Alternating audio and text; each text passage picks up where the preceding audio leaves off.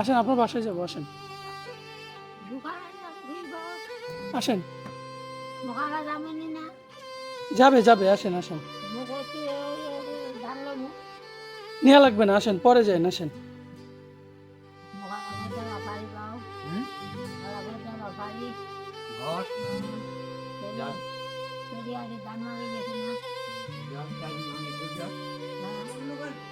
আসেন আসেন, আসেন আসেন, যা লাগে সব করে দিব না, আসেন।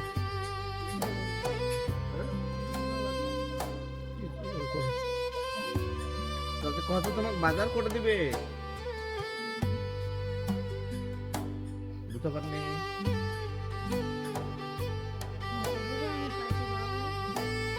বলছি, তোমার বাড়ি কোনটে? বামনিয়া, ঠিক আছে, কত তোমার বাজার করে দিবে, বুঝতে পারি না?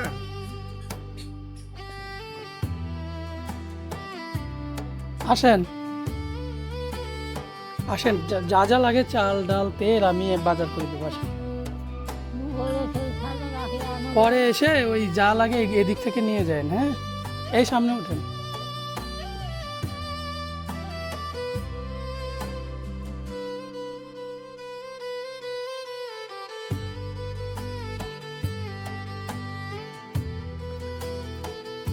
আপনার ছেলে মেয়ে নেই?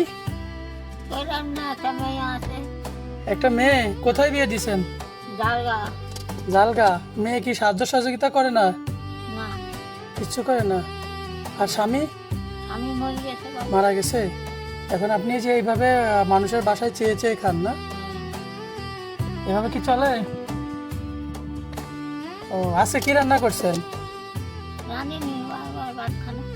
হ্যাঁ, ও রান্না করেন নাই? কিচ্ছু নাই বাসায়? না?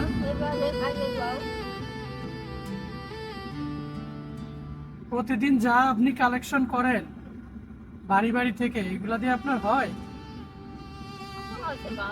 কয়দিন যায়?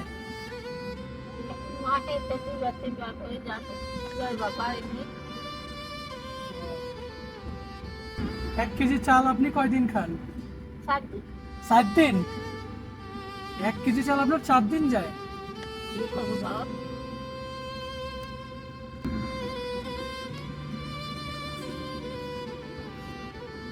আজকে আপনার বাসায় যাবো আমরা, হ্যাঁ?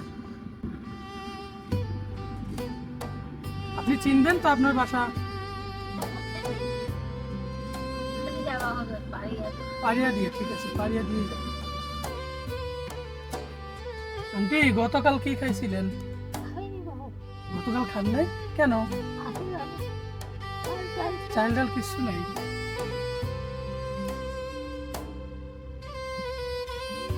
বিয়ে বাড়ি থেকে আসে কি খাইছেন?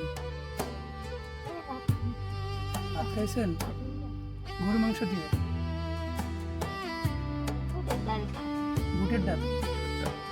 মাংস খানা কতদিন?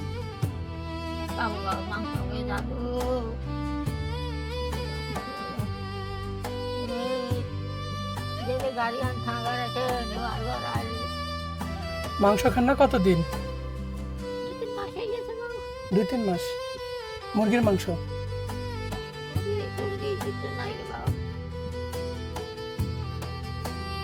যার কেউ নাই তার কে আছে?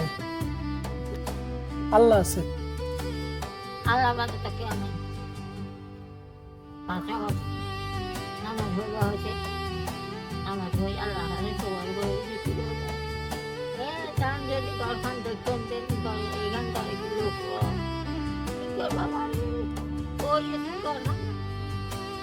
থেকে উঠে গাড়ি ওয়াশ করছিলাম, হঠাৎ করে চাচির সাথে দেখা। কথা বলতে বলতে বুঝলাম চাচির জীবনে কতটা শূন্যতা জমে আছে। ওনার কোনো ছেলে নেই, একটা মাত্র মেয়ে আছে। খাবার দাবার দেওয়ার মতো আপন কেউ নেই বললেই চলে। চাচি বাড়ি বাড়ি ধান সংগ্রহ করেন, সেই ধান ভেঙে চাল করে কোনো মতে জীবন চালান। কথাগুলো শুনতে শুনতে বুকের ভেতরটা কেমন জানি ভারী হয়ে আসছিল। আমি চাচিকে বললাম, চাচি আপনি আমার সাথে চলেন, আমি আমার সাধ্যমতো যতটুকু পারি আপনাকে সহযোগিতা করতে চাই। চাচি প্রথমে কিছুতেই রাজি হচ্ছিলেন না। অনেক বুঝালাম, অনেক কথা বললাম। শেষে বললাম, আপনি পরে এসে ধান সংগ্রহ করবেন, এখন শুধু আমার সাথে চলেন। তারপর সে বলল, আমি যদি ধান সংগ্রহ না করি তাহলে আমাকে না খেয়ে থাকতে হবে। অবশেষে চাচি রাজি হলেন। কথা বলতে গিয়ে জানলাম চাচি গতকাল কিছুই খাননি, কারণ ওনার ধান চাল শেষ হয়ে গিয়েছে। আজকে এক বিয়েবাড়িতে খেয়েছেন শুধু ভাত আর বুটের ডাল, এক টুকরো মাংসও জোটেনি। এই কথাগুলো শুনে আমি আর নিজেকে সামলাতে পারলাম না। চোখের ভেতর অজান্তেই জল চলে আসছিল। লোকেশন ছিল ঠাকুরগাঁও, পাড়িয়া ইউনিয়ন। চাচিকে আমি জিজ্ঞাসা করলাম, চাচি, আপনার 1 কেজি চাল কয়দিন যায়? চাচি আমাকে বলেছিল তার 1 কেজি চাল নাকি 4 দিন যায়। শুনে আমি অনেকটা অবাক হলাম। আমরা সেদিকেই রওনা দিলাম, পাড়িয়া ইউনিয়ন। হঠাৎ রাস্তায় দেখা হয়ে গেল হৃদয়, মিম আর আমার ছোট ভাই বাবুর বন্ধু সালাম ভাইয়ের সাথে। মনে হলো একজন না, যদি আমরা সবাই মিলে দাঁড়াই তাহলে কাজটা অনেক দ্রুত আর সুন্দর হবে। আজকে সকালে আমাদের ঘুরতে যাওয়ার কথা ছিল, কিন্তু এই মহৎ কাজের সামনে ঘোরাঘুরিটা নিছকই বৃথা মনে হলো আমার কাছে। হয়তো আজকের দিনটাই আমার জীবনের সবচেয়ে ভালো দিন। আমি সিদ্ধান্ত নিলাম আজকে চাচির জন্য কিছু করব, যতটুকু আমার সাধ্যের মধ্যে থাকে। চাচি জীবনের প্রথমবার গাড়িতে উঠলেন, ওনার মুখেই সেই কথাটা শুনলাম আমি। আমার মনটা অদ্ভুত এক ভালো লাগায় ভরে গেল। গল্প করতে করতে আমরা পাড়িয়া বাজারে চলে এলাম। এখন আমরা বাজার করব। আমরা গাড়িটা পার্কিং করেই মুদি একটা দোকানে চলে গেলাম। আমরা প্রথমে 25 কেজি চাল নিলাম, এরপর 2 কেজি ডাল নিলাম, তেল নিলাম 2 লিটার এবং লবণ নিয়েছি, আলু নিয়েছি, সাবান, কাপড় কাচা সাবান, পেঁয়াজ, রসুন, আদা এবং কাঁচামরিচ। সাথে একটা গায়ে মাখার জন্য সরিষার তেল নিয়েছি এবং চাচির জন্য ছোট্ট একটা তেল নিয়েছি যেন উনি মাথায় দিতে পারেন। সব মিলিয়ে বিল এলো 2205 টাকা। দোকানদার আমাদের থেকে 5 টাকা কমই রাখলেন। হৃদয়ের মিম অনেক সহযোগিতা করেছে। গ্রামে কোনো হেল্পফুল কাজ হলে ওরা সবসময় আগে দৌড়ে আসে। বাবু আর মিম চালের বস্তা গাড়ির দিকে নিয়ে যাচ্ছেন। চাচির বাসায় ফ্রিজ নেই, এই কথা মাথায় রেখেই সিদ্ধান্ত নিলাম একটা মুরগি নেব, কারণ বেশি নিলে নষ্ট হয়ে যেতে পারে। 200 টাকার মধ্যে একটা ছোট্ট মুরগি নিলাম। চাচি আমাকে বলেছিলেন তিনি 3 মাস ধরে মাংস খাননি। সবকিছু ঠিকঠাক করে আমরা চাচির বাসার দিকে রওনা হলাম। গল্প করতে করতে চাচির বাসার কাছে চলে আসলাম। ভাবলাম দেখি চাচির ব্যাগে কি আছে। দেখলাম চাচি অল্প কিছু চাউল এবং ধান সংগ্রহ করেছেন। চাচি অনেক আগেই তার বাসার দিকে হেঁটে গেলেন। আমি, বাবু, সালাম ভাই, হৃদয় আর মিম সব জিনিসপত্র নিয়ে চাচির বাসার দিকে এগোতে থাকলাম।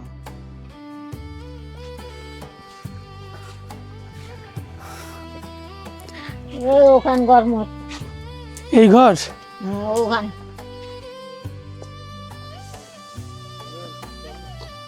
মিম, নিয়ে এসো চালের বস্তাটা।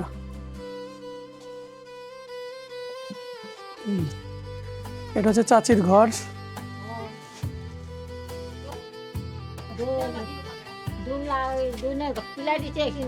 এটা হচ্ছে চাচির ঘর, দেখেন কি অবস্থা। কোন রকম হয়তো মাথা গোজার জায়গা আছে।